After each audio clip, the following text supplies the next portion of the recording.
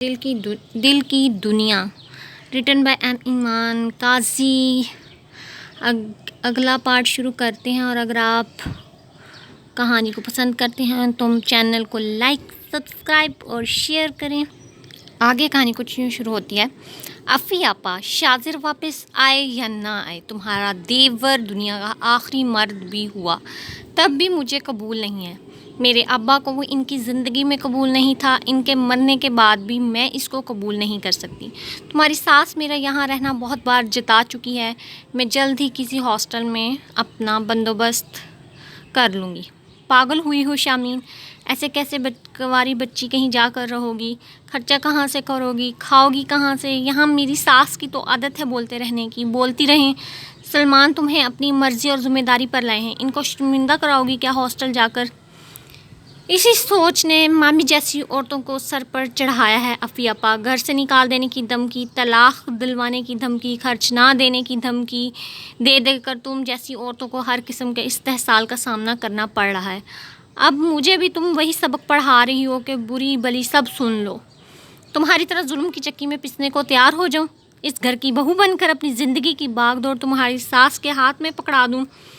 صرف 2 روٹی اور ایک جوڑے کے عوض نہ عزت، نہ محبت، نہ اعتماد اور نہ ہی مان۔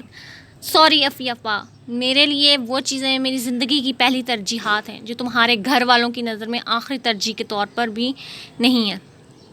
اس نے 2 ٹوک کہہ کر افی آپا کو چپ کرا دیا تھا، جو چکی کے 2 پارٹوں میں بری طرح پس رہی تھیں۔ جہاں ایک طرف اس کی ساس اور عمران تھے اور گرہستی، تو دوسری طرف اس کی عزیز جان بہن تھی۔ افی آپا کو بتا کر وہ مسز سمی سے ملنے کے لیے آ گئی تھی، اور جس وقت ان سے کامیاب مذاکرات کے بعد گھر آئی، مامی بہت برے موڈ کے ساتھ اس کی منتظر تھیں، اور اس بار انہوں نے افی آپا کے ذریعے یہ پیغام بھجوانے کی بجائے خود میدان میں آنے کا فیصلہ کیا تھا۔ بس کرو بی بی یہ بہانے بازیاں اور باہر کے سیر سپاٹے، سیدھی طرح اپنے سسرالیوں کو بلاؤ کہ تمہیں اسی مہینے کے اندر رخصت کرا کے لے جائیں، ورنہ پھر میں اسی مہینے تمہیں عمران کی دلہن بنا رہی ہوں۔ ویسے بھی وہ اب نہیں آنے کے، ان کا اتنے دن غائب رہنا مجھے کچھ دال میں کالا دکھ رہا ہے۔ ان کا اتنے دن غائب رہنا مجھے دال میں کچھ کالا دکھ رہا ہے۔ اور ذرا مکان کے کاغذات تو دو سلمان کو، قیمت لگوائے مکان کی کہ کیا مول دیتے ہیں۔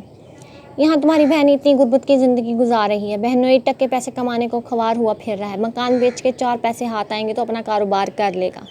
چھوٹا موٹا میرا بچہ سکھی تو پھر تمہاری بہن ہی ہوگی، ہمارا کیا ہے؟ ہم تو اپنی زندگی گزار چکے ہیں۔ ہر قسم کے حواس اڑا دینے والے تیر اس کی سماعتوں اور دل پر گرا کر آخر میں مامی نے خود کو ہر قسم کی ذمہ داری سے بری ذمہ قرار دے دیا۔ پہلے تو کچھ لمحے وہ چپ چاپ مامی کو دیکھتی رہی تھی، پھر بیگ کندھوں سے اٹھا کر ان کے قریب رکھا اور خود بھی وہیں ان کے پاس ان کے تخت پر بیٹھ گئی۔ نہ جانے کیسا غصہ اس نے اپنے اندر امڑتا محسوس کیا۔ دیکھیں مامی، میں نہ تو آپ کے بیٹے کی منگیتر ہوں، نہ ہی کبھی میں نے اور ابا نے آپ کے بیٹے کے رشتے پر حامی بھری تھی۔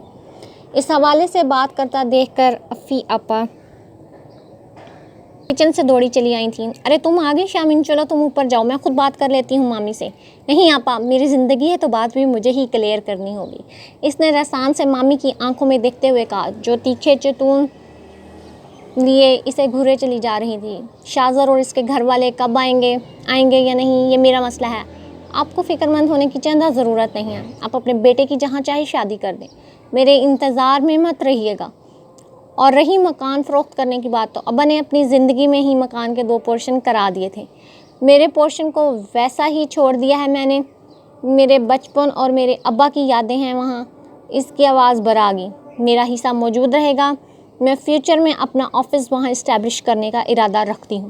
اور افی آپا کا حصہ، اس نے ایک نظر ہکا بکا کھڑی افی آپا پر ڈالی، جن کو یہ سوچ کر پسینے آ رہے تھے کہ شامین کی بے وقوفی اور زبان کا بے ڈریگ استعمال، شامین تو کیا ان کو بھی گھر بدر نہ کرا دے۔ کیا گارنٹی ہے افی آپا کو دیے گئے زیورات، کیش اور باقی ضروریات کی اشیاء کی طرح مکان سے حاصل کی گئی رقم بھی آپ کی تجوری کی زینت بنے گی؟ آپ اپنی بیٹی کی نظر نہیں کریں گی، اور آپ کا بیٹا عمران اس رقم کو فضول خرچوں میں اڑا دے گا۔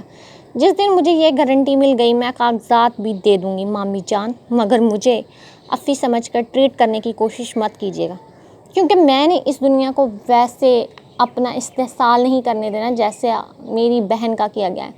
میں ہار نہیں مانوں گی۔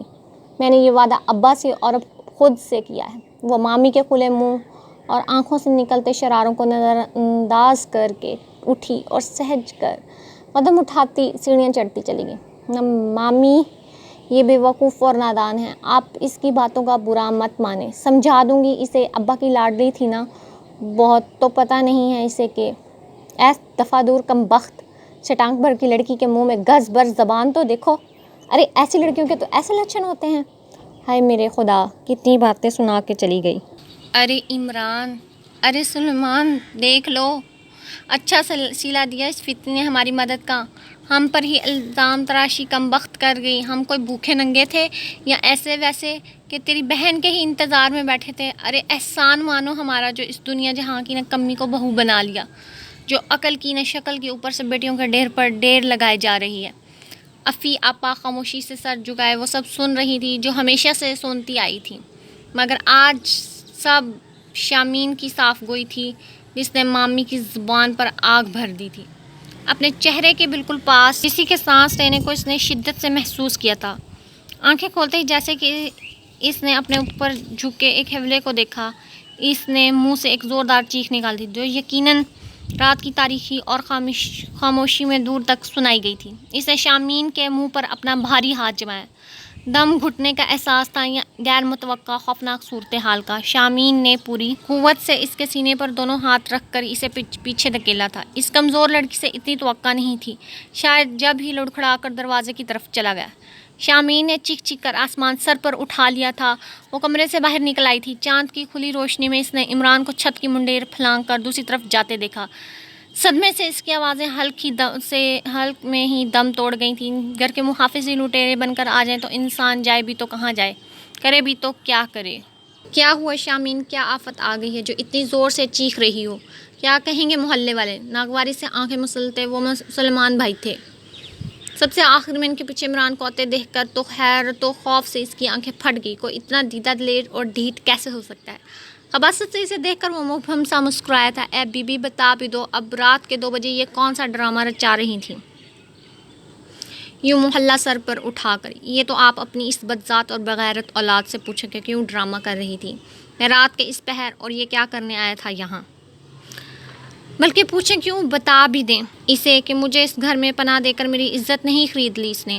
باپ مرا تھا میرا، بہن تو سلامت ہے نا میری افی آپا، پھر اس کی موجودگی میں اسی کے گھر کا فرد کیسے میری عزت کی طرف ہاتھ بڑھا سکتا ہے؟ ذمہ داری نہیں اٹھا سکتی تو کیوں لائی تھی مجھے؟ ممی کو مخاطب کرنے کے بعد اس نے افی آپا سے کہا تھا، بکواس کر رہی ہے اماں، میں تو خود اس کی چیخیں سن کر آپ سب کے ساتھ ہی آیا ہوں۔ اماں آپ کے برابر چارپائی پر سو رہا تھا میں، جب اس کی چیخوں پر میں نے ایک سایہ دیوار سے باہر کودتے دیکھا۔ چور ہوتا تو چوری کرتا، خود بلا کر بھول گئی ہوگی یا ہو گئی ہوگی چاپلوسی سے۔ تم بکواس بند کرو اور اپنی ناپاک حرکت میں ناکامی پر الزام تراشی پر اتر آئے ہو۔ وہ حلق کے بل چیخی تھی۔ بس کرو لڑکی، ہمارے بچے نہیں ہیں ایسے، ہوگا کوئی چکر تمہارا، جب بھی تو اتنی بڑی بات کر رہا ہے بچہ۔ یہ دیکھو، یہ بندے ہاتھ دیکھو ہمارے، اور بخش دو ہمیں، جس دن سے ہم تمہیں لائے ہیں بس دیکھ ہی رہے ہیں، کبھی کوئی کیا تماشا تو کبھی کوئی، صبح ہو جائے تو پکا ہی بندوبست کر دیتی ہوں تمہارا۔ چلو بھائی سلمان، نیچے لے چلو مجھے، کل ہی فیصلہ کرتی ہوں اس کو اس کے حال پر چھوڑ دیا تو آج ایک آیا ہے، کل نہ جانے اور کتنے۔ مامی بولتی ہوئی سلمان بھائی کا ہاتھ پکڑ کر سیڑھیاں اتر رہی تھیں۔ عمران بھی خباثت سے مسکراتا ہوا ان کے پیچھے اتر گیا۔ مجھے تو کچھ سمجھ نہیں آ رہا شامین، کون سچ بول رہا ہے اور کون جھوٹ۔